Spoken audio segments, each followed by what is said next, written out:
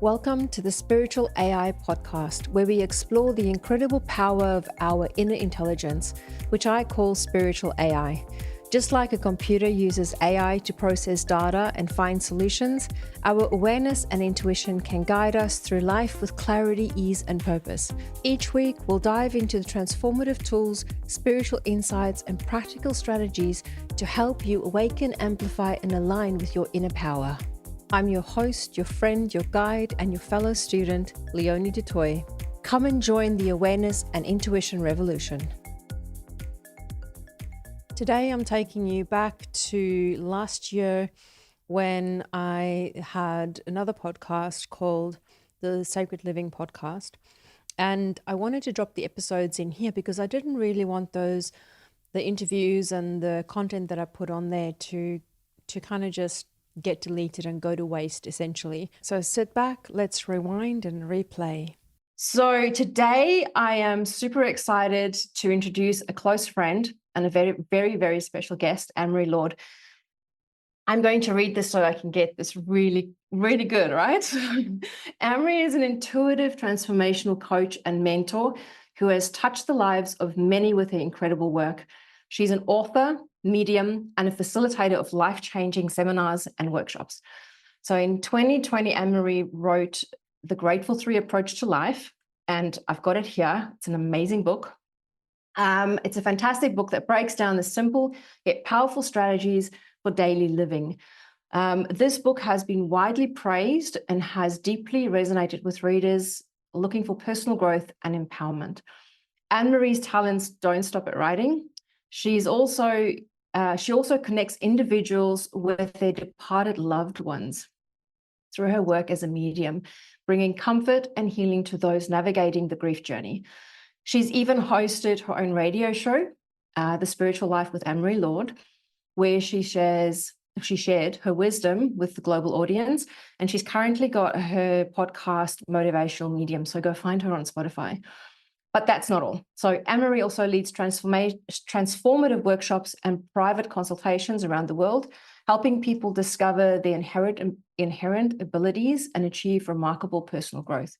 She is a harmonious blend of hippie, spiritualist, and realist, dedicated to family, friends, and the profound influence of the mind. Help me to welcome Annmarie Lord. Welcome, beautiful soul. Thank you. Wow, that was a cool introduction. It's beautiful. And you know what? You've done so much more than what that little piece is, because we've known each other for, like, here we go again, 9 years, I think it is, something like that. So we've been on this journey for a long time. But yeah, welcome to the podcast. Thank you. Thank you for having me, Leonie. It's an absolute pleasure to be here. Thank you so much. You're very welcome. Now, we are kind of just diving into this because we usually, when we get together, we have this way of having conversations that are just really beautiful and powerful. And I want to start with your book a little bit and just a little bit about your journey, but then I'm going to just kind of let it up to the universe and go, well, just take us wherever you want us to go with this conversation, because it's just one of those days and we have the time. So I would like to share this beautiful journey with you. Thank you. Yeah, I'm up for that. Let's see where we go. Awesome. So, Annmarie, tell us a little bit about where and how your book came about, because it is very quirky. It's you, right? It's this hippie, it's fun, bubbly. It is a laugh, guys. If you haven't read it, I highly recommend go grab it. It's available on Amazon and on Audible, and probably a few other places, but those two, definitely find it. But please just go ahead and just share a little bit about you and your book and how it came about. Okay. Can I just say as well, it's also on Spotify. So if you're a paid subscription for Spotify, you'll be able to download my book there as well. So yeah, just that. That's news to me. So perfect. Love it. Thank you for sharing. Now, the journey of the book, wow. I always wanted to write a book, but if you've read the book, you'll know that I'm dyslexic, and but I've never let that stop me. I went on to do nursing, I went to university, I've never let the dyslexia stop me. But I wanted to write a book, not just about being a medium, the journey of spirituality, as you know, Leonie, isn't just one facet. We show up as a person who has traveled 58 years in this life, So we bring everything to the table. Mediumship might be a part of who I am, and intuition might be a part of who I am, but it's so much more. And when I do my readings for people and show up at the events, I bring Annmarie Lord, 100%. Let's see what's happening. And I thought to myself, the stuff I've learned on this journey, because called life, a lot of the time, if you've read the book, you'll see I've had some quite, as you say, funny moments, but there's been a lot of heartache and a lot of ups and downs. And I wanted to share with everybody, really, these tools and strategies that I had found that actually got me through it. And I was so excited about this. I was like, oh my God, if I can get through these anxieties, or if I can stop worrying about what people think, or, putting all my power to the external. And genuinely, I don't worry about that stuff anymore. But I wanted other people to know that. It was like, there's a chapter in the book, and it's called I don't want to swear on your podcast. It's called the effort buckets, the fucking buckets. Yeah. And that bit for me was huge, because I understood that I was given my power to the external. So if you don't mind, I'll just explain that very quickly. Yeah, What please do. I want to break away from because the what we do episode as for a people, moment and if share you with think you that in February you're worrying we about launched Sacred Healing. putting yourself Now, out Sacred there on Healing is social my 3 month media, or program going where for I've that got new 4 other job, or experts starting that joining new me business, to guide but you you're through worrying your about what healing other journey. people will We'll think dive and will into say, things like awareness then and my intuition. friends, you're We'll actually dive into giving your mindset power reframing. to We'll dive that into other inner person. child Now, work, this person breath might be work, someone that you nervous don't system even know. regulation. We It look might at be human someone that design they and how it actually can don't support like you, you, or you don't like manifesting them. or awakening Because that abundance, as actually I happens. call it, Even and spiritual so people, much we more. get not So liked, if you are and we have a interested few people to that we join think, us, nah, why don't you you're not joining register me, for the live you Zoom know. call on the 18th of February? The link will be But in the when we show give notes. our power to them, Come and that see made what me it is really all sad. about. I would Because love to what have that you on meant, board. Now imagine back if to you the want to episode. start your own business, and the abundance of freedom, and even freedom with finances, if you like, or freedom with time. Imagine what that would do to your family and for your family.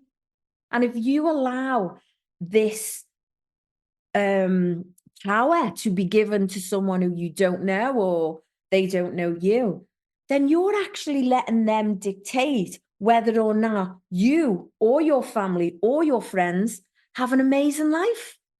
Yeah. And it was mind-blowing for me. And I was like, okay, I need to tell everybody about this. So the chapters that I wrote were all written on sort of that remit, if you like, on that level of things that I've done. Oh my gosh, this actually works. I need to share this with the world. And that's basically how I wrote the whole book. But I'd done it in a story teach tool method. And if I can explain that a little bit, the story was about my life. The story was about how I got out of these situations. The learnings are woven through the story. Yeah. And then the tools at the end are the teachings. So every single chapter is like that. Yeah. Totally. Yeah, I enjoyed reading your book and the stories, and you're an amazing storyteller. So one of the chapters that I wanted to go into is, hang on, so there should be another page there.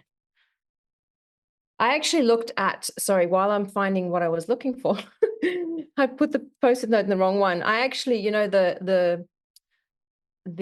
your bucket list, right? So I Yeah. was looking at, because I was going through the book and I was like, which one of these can I get Annmarie to talk about? And then I looked at the bucket list and I was like, nah, I was like, stop twerking tequila. I was Oh, like, yeah. let's talk about that. So maybe, you're talking about the story and you're talking about the message in there and then the tools and stuff. Maybe we can talk about that a little bit. So I don't know if you can Yeah. recall, want to talk about that for us, Yeah. and that will give the listeners kind of an idea of how your book is structured and just one of your beautiful stories. Yeah. The Stop Twerking Tequila, I studied NLP. And one of the things that I studied with NLP was I realized we have to stop the pattern of the mind. So Yep. what I used to do a lot was I used to do when I'd be thinking about something or going down the track of worry, I would say to myself, stop. Now that would break off, if you like, the synaptic connection within the brain. Yep. And then what I would do is I'd change my emotion. So I'd change my physiology first. So I'd move a part of the body, and I'll explain this and put it all together in a sec. Mm-hmm. And then I would change my emotion.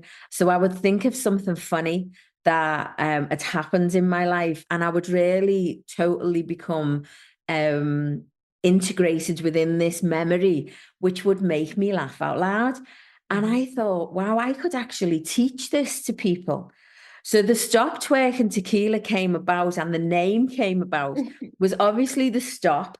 The twerk was the movement to your body, not that I was twerking. And the tequila was also a funny story. Now, there was a lady that came to see me, and she was a school teacher. And she was talking to me about, there was a lot of stuff going on and in her life. And I thought, right, I'm going to teach you the stop twerking tequila method. Or it wasn't known that then. It was just like a stop, move the body, and think of something funny. So when she was doing the stop, the move in the body, the physiology, and the memory, the emotion, which actually, by the way, breaks the synaptic connection within the brain. So when you go back to that worry, you can't actually have that strong connection. Yeah. You might find a connection around that, which makes the worry less powerful. Okay. Yeah, totally get that. Yeah. Does that make sense? So, so when it comes to her funny story, she's got tears rolling down her face, and I thought, wow, she's fully congruent. She's like, she's got this, And I said to her, "Can I ask what your funny story is?" Anyway, she's a school teacher, and it was end of term, and her and her friend was like, "Right, we've had enough of these kids for a whole year." And one of the students' mums had bought them for Christmas a bottle of tequila. Obviously, they didn't drink it on the ground, so they waited until they finished. But they got to each other's home, and well, it was one of the girls' homes, and they would decided to have these tequila. Now, I'm not a big drinker, but if anyone has ever had tequila, and I remember when I was 19, I had tequila. Your mind sort of stays the same, but the legs stop working. So this is a big warning sign. Do not drink tequila. The mind stays the same, but when you get up to walk, the legs decide they've had enough. So, so she's crying, laughing, and she said to me, "We drank this tequila. We were leaving our friend's house, and we goes down the path to get an Uber." And she said, "My friend had stood up. Obviously, the legs had stopped working. She done a forward roll, sat up, and literally had hold of the bottle of tequila under her arm and never spilled a drop." So you could hear her laughing as she left my office. So the stop twerking tequila and the twerk bit, when my granddaughter Daisy, this story is also in the book. Daisy got hurt in an accident, and she couldn't walk properly. She had a Zimmer frame for a little while. And she's fine now. She's walking and she's running and jumping everywhere. But when she was on the little Zimmer frame, she was laughing. She said, "Nanny, look, I can twerk." So we knew the movement was coming back. So that's why I honoured it as well. And I call it Stop Twerking Tequila. So yeah. So for you guys out there, if you feel your thoughts are going to an area of worry and constantly going to worry, my friend, that robs you of your life now, and Yeah. the worry that we have is usually for the future or the past. So if Yeah. that worry comes into your mind, I want you to say out loud, as long as you're not in Coles, stop. Yeah. Move a part of your body. You don't have to twerk. It just works if you can move a part of your body. Yeah. And then think of something that is really, really funny that has happened in your past and Yeah. become fully congruent within that time and that episode. And if you can't think of something funny, find a comedian that you like and watch them. Watch something. Yeah. Yeah. Watch something that makes you laugh. That story always gets me. Like, I love that story so much, and the message behind it as well. So for me in my life, and this is where awareness comes in, and this is actually where my awareness journey started. So it's pretty much the same story, but my awareness journey started with when I was in a really dark place, and I was depressed. And I'm not going to go down that story. It is in another episode if you want to find out. But I was in a very bad place, and I had to come out of the depression. I had to become super aware, and I had to do that reframe, right? The stop. And what I would do is, when I find myself, my mind going to places where I didn't want to go, I would physically stop myself, make a choice, and I would physically turn my body in the opposite direction. And I would go, I'm not going down that road anymore. I'm going the opposite way. So that then started the reframe. And that's literally where my awareness journey started. So when I teach my clients now within, the Sacred Living Academy, and we do Sacred Beginnings, the first thing that I teach them is awareness. When you come to me for one-on-one session, we're going to talk awareness. Because if you don't have awareness, you're not going to know when to stop, twerk, and laugh, right? You're not going to know. So it's really important for people to understand that the more awareness you have, the easier it will be to actually identify those moments where you do need to stop and start breaking those neural pathways that have formed, right? Definitely, definitely. If you can break these neural pathways, anyone can. It's not that. I think that was the most real like realization moment that I had was, wow, if I can do this, anybody can do it. And I went on the journey, about like me going to see Tony Robbins and going on all these courses and seminars, and it was a big self-awareness journey. And I would recommend that to anybody. You can do a lot of work yourself because it all comes down to yourself. But to have a guide or a mentor to help you on that journey is, I would say, is massively important, It you is. know? If you have not had a mentor or a coach in any way, shape, or form, and you are on the self-development journey, you will never, never, never look back. Once you've had a mentor, once you've had a coach, you realize the value, and you will just continue having them throughout every stage of your life. So it's invaluable. Definitely. Honestly, it is. Yeah. Yeah, definitely. The whole journey, and it's just to keep you accountable, really, to keep you going. But it's the knowledge, Yeah. like, you've got a lot of knowledge, and you've got a lot of knowledge from your mentors and your guides and your Yeah. peers and the books that you've read, and the same with myself, the same with anyone that does this work. We keep educating ourselves because you never stop learning. No, you know you don't. Yeah. and as you do that, then that gives you a bigger bag of tools, if you like, to help your clients on the journey, which is amazing. It Yeah. is. And it's also having that person sit on the outside and looking in without the blocks and the beliefs and the patterns. And they can recognize the things that you can't because you're in it. That's So right. it's like just having that person to look at it from a different perspective. And sometimes just having, when you actually have that conversation with your coach or mentor, just having that conversation with them Yeah. brings clarity in yourself.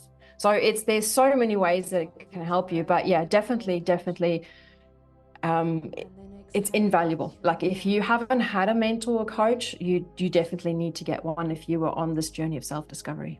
You know, you mentioned something there about not being able to see it for yourself. You know, if you do read my book, and if you have read my book, you know I'm very simplistic and quick stuff. You know, and one of the things that I say to my clients is, imagine if you're standing at a wall and your nose is touching the wall, and you're trying to live your life like this, and all you can see is maybe a bit of a bigger hand shape in front of you. And that's all your vision is.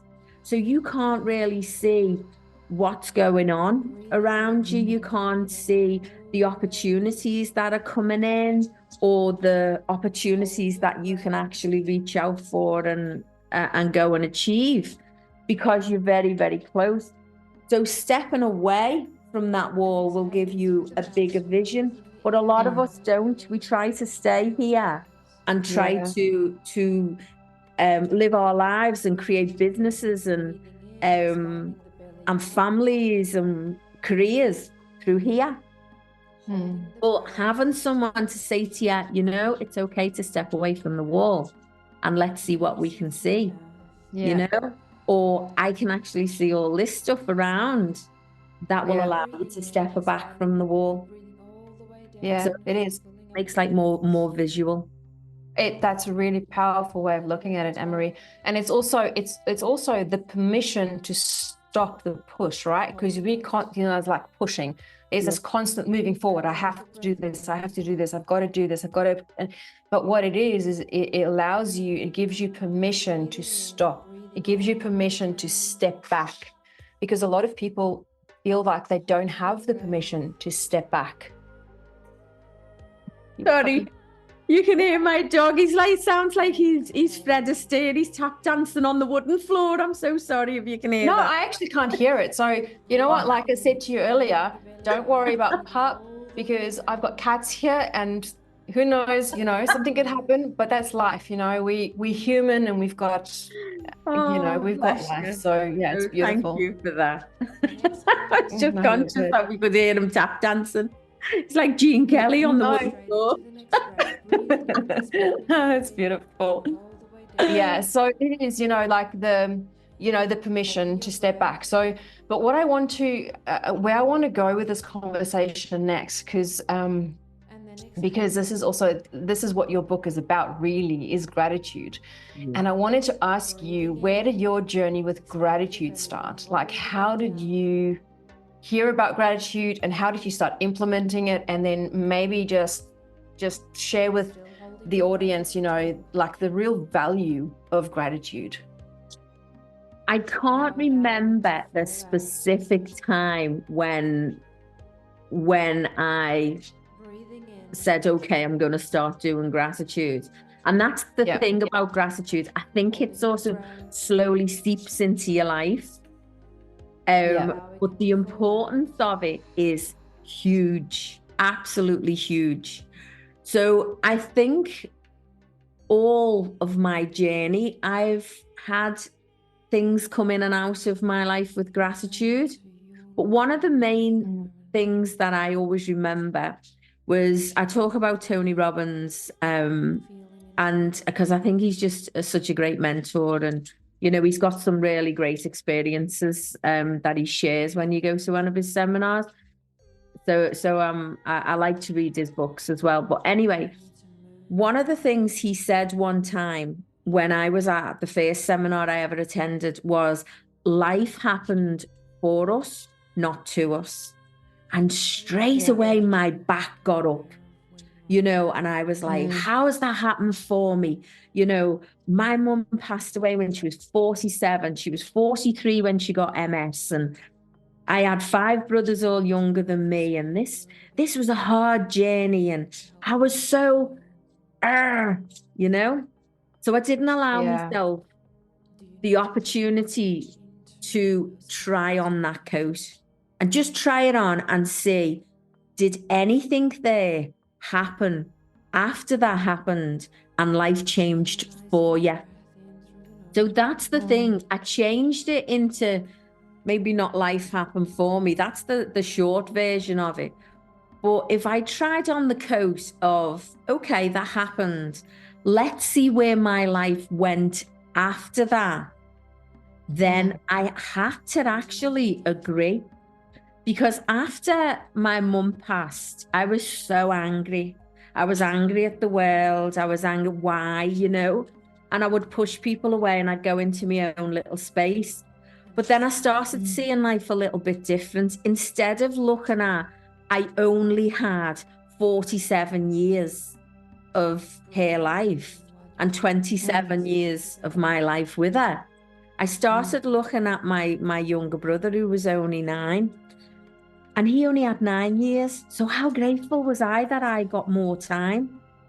Yeah. And then I was grateful to have that journey with her. Me and my mum was so close. And I got to look after her. I got to nurse her through her illness because she had multiple sclerosis and she also had lung cancer.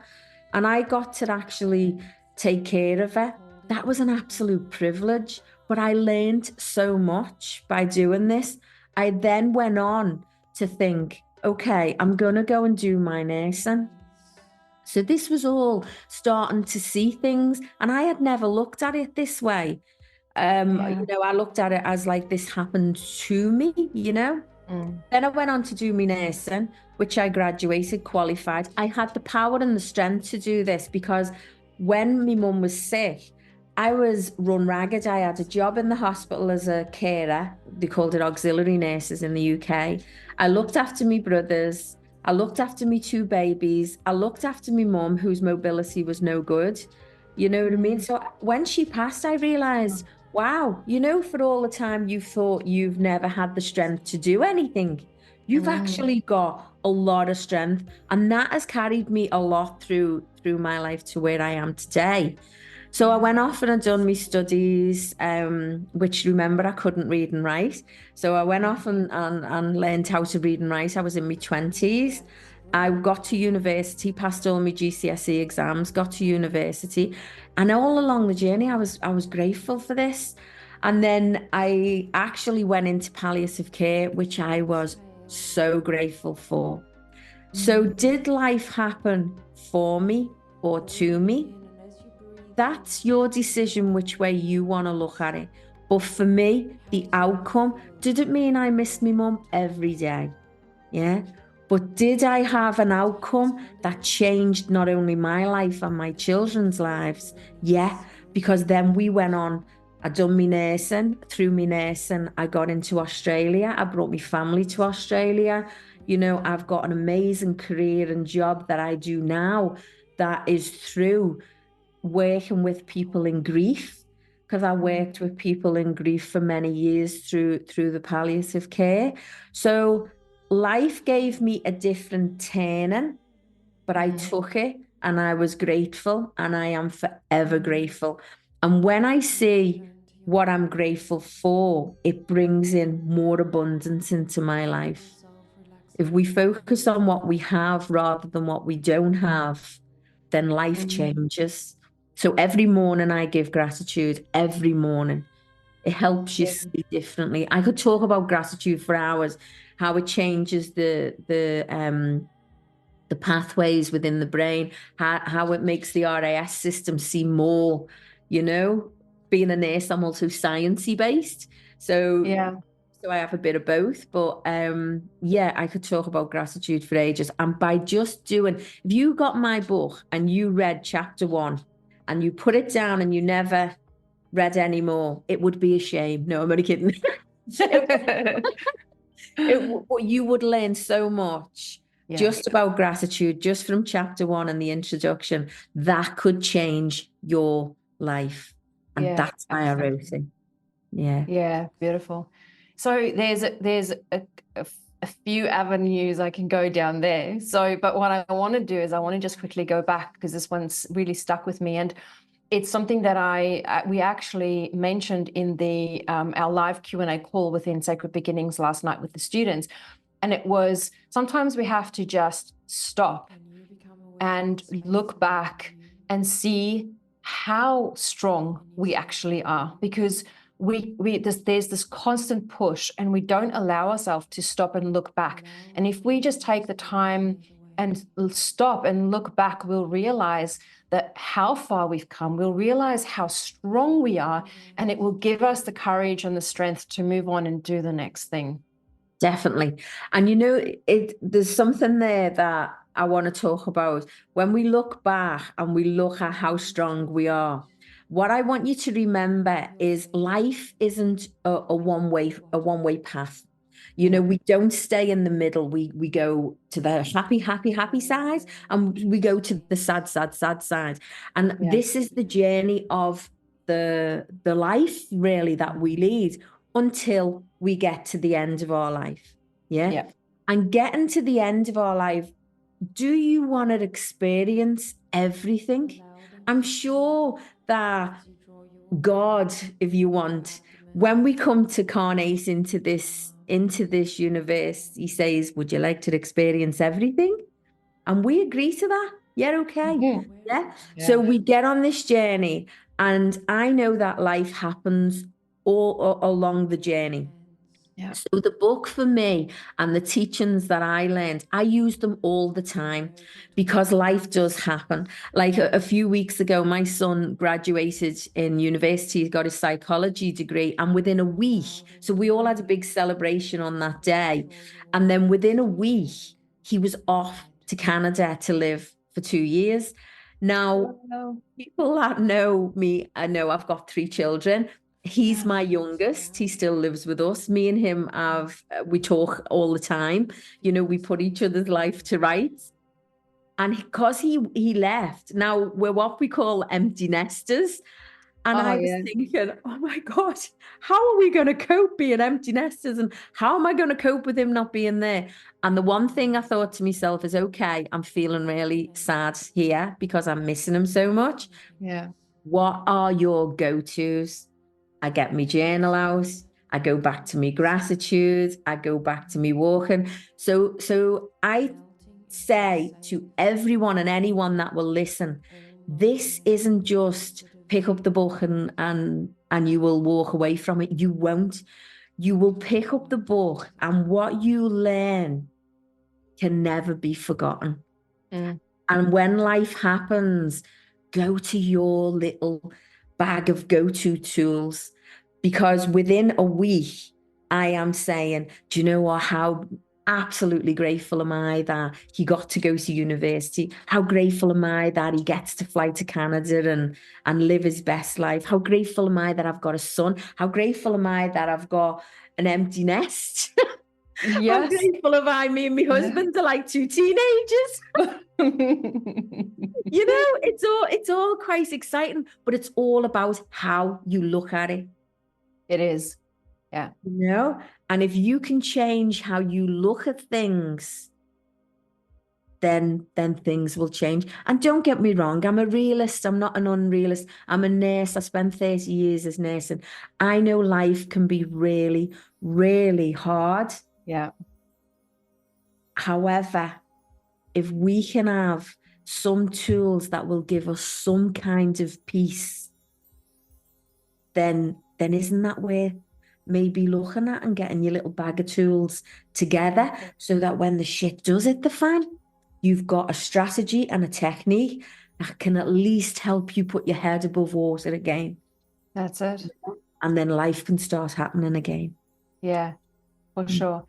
So it is about, God, that thought's gone out of my head. Give it back to me. Don't you love it when that happens? Are we meant to go somewhere else with this conversation?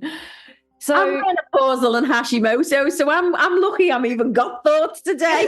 Yeah. I've just gone in, I'm like literally just gone into menopause. So I'm just like brain fog, and you can see like I've got the glow. Yeah. So what was it? Give it back to me, because I really wanted to go down that track. The word choice, right? And I know that the word choice came up in our podcast interview as well. But it's about the tools. It is about the choice. The choice. It's about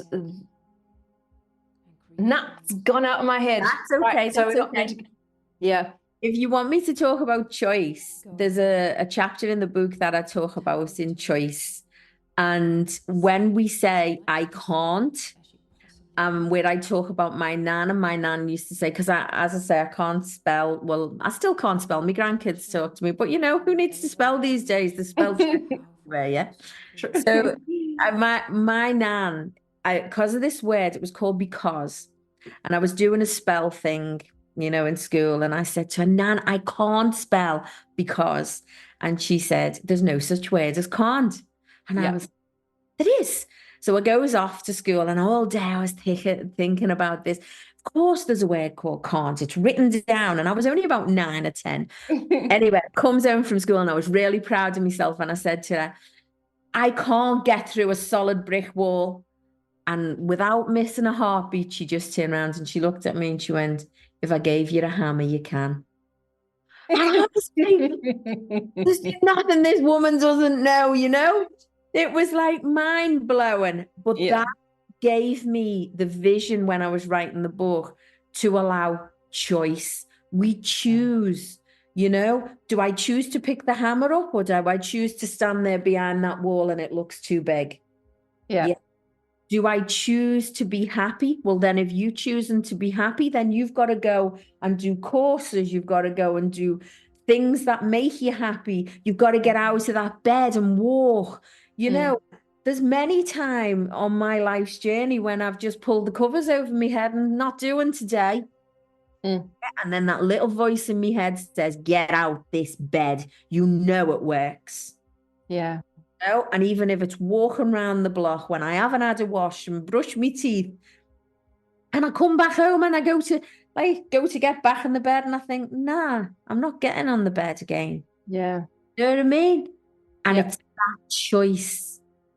Yeah, absolutely is. Get stuck. Honestly, even if it's putting your hand on your heart. When I first started doing gratitude, I didn't even have nothing to be grateful for, I thought. And I remember putting my hands on my chest and breathing. And I went, oh, I've got a breath. That'll do. And that's how I started. So my friend, if you're listening to this podcast and your first step is putting your hands on your chest, you've got a breath. Yeah. It's the beginning. Yeah. You know? And I put my hands on my boobs, and I've got big boobs. And I put my hands on my boobs. Well supported. Yeah, because there was a time a few years ago when I had to have surgery for a lump being removed, and it was a scary time. I still acted everything I knew to get me through that. So when I look and I see these big boobs, and people sometimes say, you know, would you get a boob reduction? I go, why? Yeah. Why keep them? The grace? You know, because one time I thought one of them wasn't going to be there. So look at what you're grateful for. Yeah. You know, it starts with you. It starts at the beginning, and it starts with breath. Yeah, it does.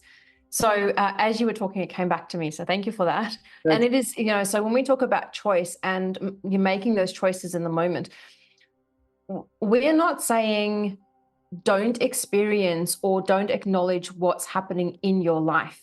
Massive. We actually had this conversation last night as well. And it is feel the emotion of where you are at and move on.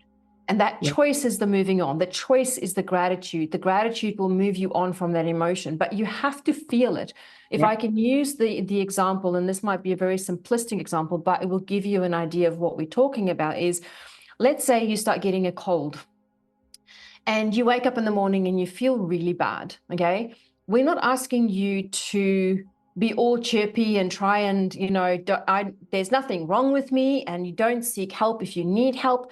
No, what we're saying is feel it, feel miserable, but get out of bed. If you have to take a Panadol or something for it, then do it to support yourself. But don't go and tell every second person that you have a cold. Don't take it on. Don't stay in that energy. Use gratitude, for instance, and go, I'm grateful that my body has an immune system that is busy healing me and is getting rid of the bugs, right? So it's then not staying in the state that you were in, whether it is just a cold, whether it is you had a fight with your husband, or whether it is you've lost a loved one. Feel it, because we're humans. You have to feel it. That's part of the experience, but don't stay there. Use the gratitude. So choose to move out of that frequency into a different vibration. And the more you make those choices in awareness, the more you do those, the easier it will become and the faster you'll go through those processes. Absolutely. I mean, in the book, I talk a lot about that. It's okay to feel, because people say to me all the time, are you always positive or you're always happy? I say, no. You know, sometimes, like as you say with the cold, if you stay in that vibration of telling everybody, oh, yeah, I feel like rubbish, I've got a cold, you know, then you're going to reinforce that energy and that feeling. But it's, as you say, it's okay to feel that, but it's not okay to stay there. And you said there a really good, valid point. Staying there and acknowledging it and saying, yeah, do you know what? I do feel down today, or I do feel not good today, but I've actually got these tools, or I've read this book, or I've got these strategies that just might make me feel a little bit better. Now, the quicker that, the more you do this, you've just said this, so this is just reinforcing what you've just said. The more you do this, then when life does throw curveballs at you, you open your bag of tools, you get there quicker. You know, it might take you a week to get over something, it might take you a month, but in anybody else's life, it could have took them 6 months, it could have took a year. Yeah, that's you it. know? And that's the difference, because we're realists. Life, this isn't about, okay, let's all walk around and be happy and smile and we all love each other. We do. However, life happens. And if you can smile until you put that feeling behind it, then that's telling your mind or your connections that I'm staying here with this smile on my face until I feel it. Yeah.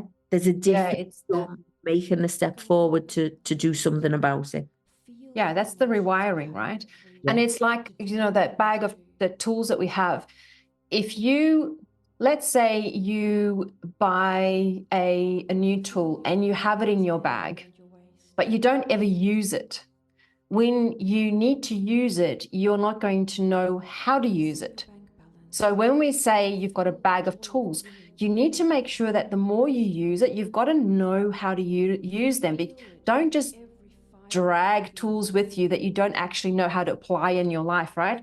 So the more you apply these tools, the more you use them, the more proficient you're going to be in. And that's where the difference in, like when you were talking about the time frame, that's where the difference comes into whether it takes you 6 months to a year to get over it. And the more you use those tools, the shorter that the processing time becomes, to a point where, and I'm sure you've had this before, and I know that some of my clients have had this before as well, where you almost have an out-of-body experience, observing yourself in that moment, realizing the outcome, the aha, the awareness, the solution comes in that moment. So there's no processing time because it happens in real time, but only because you've done it so many times. And it is a constant muscle, a constant thing that you use in your life.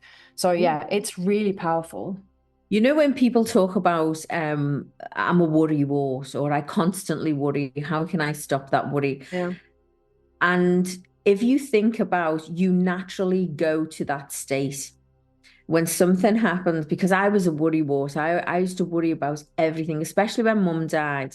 I started getting panic attacks, and I had really bad phobias. At one stage, I couldn't actually walk outside the front door.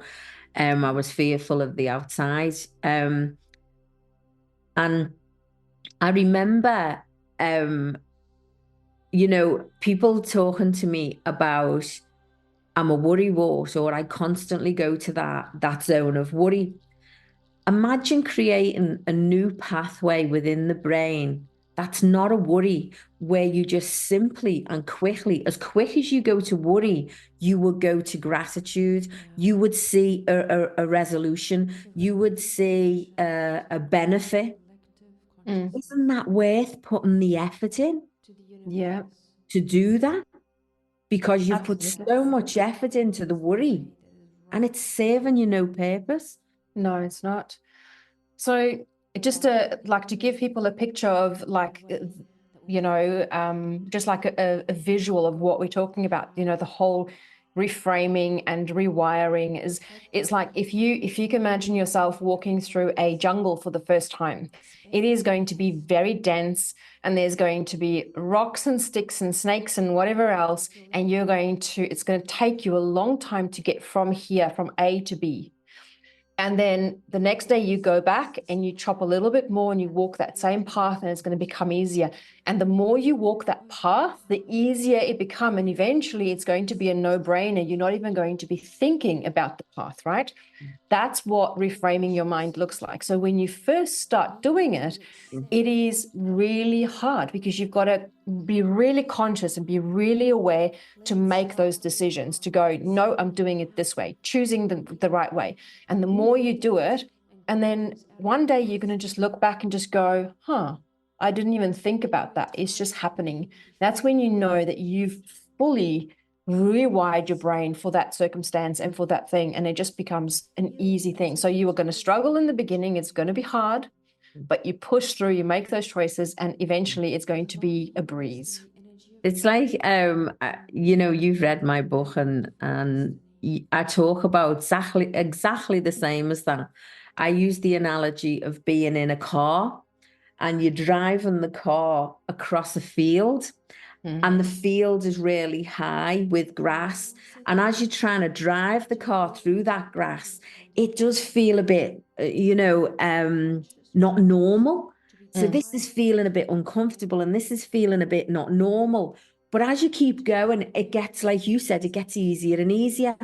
But the thing with the car in the grass is, the old pathway or the old path that used to have the two tire-ways in there that led you straight to worry. When you look back, you actually can't find that again because the grass has grown back over it. So you literally can't go back to being a worrywart unless you put all that effort in again and all that worry, which is something you will not do because you've took that time to drive the car and make this new pathway. And the beauty about this is that you can turn the car, make another pathway, That's it. for excitement, for joy, for gratitude, whatever it is. And whatever you leave behind, the grass will grow and you won't be able to find it again. Yeah, that's beautiful. Yeah, it's true. The rewiring of the brain is such an amazing thing if you think about it and you look at the little bit of the science behind it, and it's fascinating. And how amazing is it that we actually have the ability to do that, and that we are not stuck in our ways, right?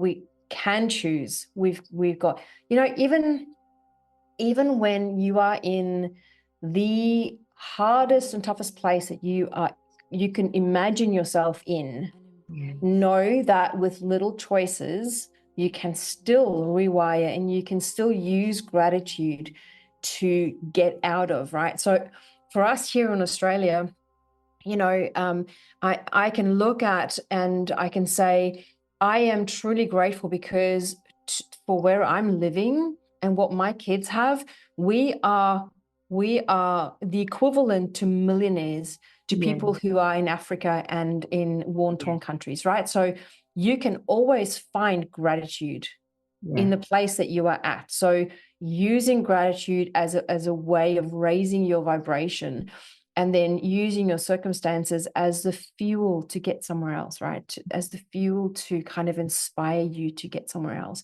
But you always have your brain there. And we're not even talking about the spirit senses and guidance, awareness, intuition, and psychic gifts and your guides and things like this.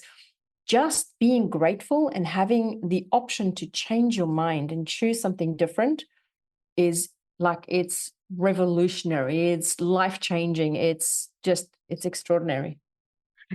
Quickly before, because I know we've got loads of, like, we've run out of time. I don't want to use all your time. We're But good. quickly before, I want to talk to you about how gratitude and how looking at things differently can change, your life. Um, my husband said to me, it wasn't long ago, he said to me, God, Anne, this year's been a shit year. And I said, can you honestly say that? And he said, are you serious? He said, my mum died. He said, you ended up on the coronary care unit and, you were seriously ill in hospital and we're Mm, moving house and we're in a rental house. And I said, come on, Mitch. I said, we know how to do this. mm, And what I said to him was, I was so sick when I came out of there. I was getting exhausted, even getting in the shower. I had a daughter who came to help me get a shower, which was great. mm, I got out of the coronary care unit. I got well again. mm, We had the money from my husband to fly back to the UK to actually see his mum and spend 10 days with her in because she had dementia. She didn't know who he was. But before mm. she passed, he spent Yeah. 10 days every single day with his mum. You know, we get to have the belief that we do believe in the spirit world. I'm a medium. I know that she's free. Mm, And yeah. I was so grateful for that. We get to live in a rented place while we're trying to build our own home, which we get to build our own home. How amazing is that? If you look at life indifferent, just break it down. If life seems so overwhelming and so full and a bit shocking, try and break it down, allow yourself to feel it, allow yourself to as Leonie said before, feel that sadness and feel that pain, but don't allow yourself to stay there. Mm, But the small things, because they're the steps that will take you out of this. it is for sure. And I love how and I've heard you say this a few times, and I'm going to really bring some awareness to this because I feel like the listeners can really take something from this, right? You say a lot, I get to do this. I get to experience this. And it's a reframe We on and we have to, right? So instead of saying, I have to do this, or I have to, or, you're just changing it to I get to, already shifts the vibration from a state of, heaviness and I have to do this, and then the obligation to I get to do this shifts it to gratitude and just excitement, right? So yeah, so just I picked it up, I noticed, and I want to bring yeah. the awareness there for the audience because I am all about awareness. So yeah, that's beautiful. Because some people don't get to do it. Like people who've not been well, or some people don't have that choice. I worked in palliative care for a long time.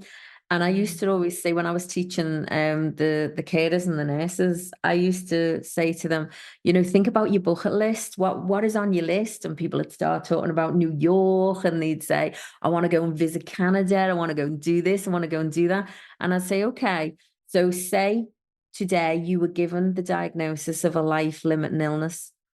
What is on your bucket list? And it was like, I want to see my grandchild's face, or I want to go and see the ocean, or I want to go and do this. And that for me changed things massively. My whole life journey changed my mindset. But we get to go and look at the ocean. Yeah. We get to see our loved ones' faces. We get to breathe, you We know, get to wake up in the morning. We get to walk. to, Yeah. we get to Yeah. wake up, and this, I'm not saying this lightly, and I know neither are you, but if you can try and find the I get to in any situation, just by doing that, my friend, your life will change. Yeah, I absolutely. get to be here with you today. Yeah. And I'm Yeah. so grateful for that. Yeah, it's beautiful. It's true. I do. And I'm grateful for it too. I love this so much. So let's see. So I want to take something from Chris and Laurie Harder, and I actually put it in another podcast as well. And they have this thing where they call it the power of nine. And what it is three things that you're grateful for, three things you're excited about, and three things you're manifesting right now. So I think there's 9 points there. So this could go on a while, but let's end there. Let's go. Three things that you are grateful for in this moment. If you So can share that with us, and then three things I'm grateful for is my health is top of the shop. My family and my beautiful friends. beautiful. And three things you are excited about. I'm so excited about, I've put together a live event on the 16th of November in Perth. I'm so excited about that. I am excited about my, oh gosh, I could go on about excitement for ages. I'm excited about my kids. My daughter's got a new venture. My son, my middle son, he's running his own business. I'm excited to see how that goes. My other son in Canada, I am excited to see him settle in Canada. I am excited about my new home that's getting built. That's I'm beautiful. excited about my beautiful husband, our gorgeous empty nesting time together, which is fabulous. I'm excited about this podcast. I'm excited about my new book. That's awesome. I love that. All right. We could go on for ages.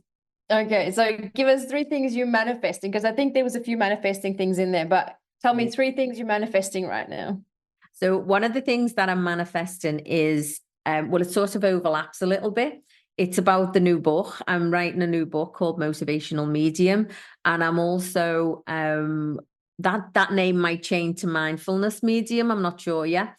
And I'm working on new events, which is Mindfulness Medium ship events where I'll do mediumship, and then I do question and answers where people get to ask a question, and then I throw open the floor to question and answers as well. I'm manifesting not only these events in Perth, but I'm manifesting taking the book and the events. I want to go around Australia, which I'm manifesting, and then to my hometown in Liverpool, back in the UK, and then hopefully around the UK as well, and hopefully around the world. Would be amazing, wouldn't it? That would be, yeah. So keep manifesting that, and I will definitely be putting energy for you behind that. Thank you. Thank you. So I was going to ask you about the event, but you have just spoken on it, and you kind of just dropped a few hints on what the events are about. Yeah. So I am truly grateful for, having you on here and the conversation that we've had today, and I believe that there will be more in the future. So I'm definitely looking forward to that. Tell the audience where they can reach you, and I will make sure that I drop all of your links and everything into the show notes for them so they can find you easily. But please tell them, what have you got coming up, local events, the date. So you were just mentioning in November, and then tell them where they can reach you. Okay, so you can get me on my website, which is annmarielord.com. You can email me through the website. If you visit the website, we've got beautiful guided meditations that you can go for free for just popping up and saying hello. You can also email me at Annmarie at annmarielord.com. Make sure there's no E on the ends of Anne. I've got the mediumship event, as we say, coming up on the 16th of November in Menorah here in Perth, which I'm really excited about. And there'll be more events in 2025. I've also got the new book coming out hopefully the end of 2025. I've also got an online course called The Grateful 3 Approach to Mastering Your Mindset, which is on my website. So that's AnnmarieLord.com. Yeah, so come and say hello. Beautiful. And you've also got the podcast, right? Oh gosh, I forgot about my podcast. On my podcast, which is Motivational Medium, and it's on all the major platforms. You can get it on Spotify, YouTube. I think it's still on Google, Amazon, all them places you can get Everywhere. Everywhere. That's perfect. Annmarie, thank you so much. I just love and appreciate you so much. And it's been 9 years and I look forward to the next 9 years. Yeah. And I'm super excited for your events and to when your new book comes out, and just keeping in touch. So thank you so much for taking the time and putting your beautiful energy into today's podcast. I truly, truly appreciate you. Thank you so, so much. And I nearly forgot there. The book we've talked about through the whole of this podcast is called The Grateful 3 Approach to Life. And you can find that's out now, and that's on all major platforms and also on Audibles. Leonie, thank you so, so much for having me today. It's been an absolute pleasure. And thanks to your audience for taking the time to listen. Thank you, thank you, thank you. From my heart to yours, I'm forever grateful. Thank you for joining me on the Spiritual AI podcast.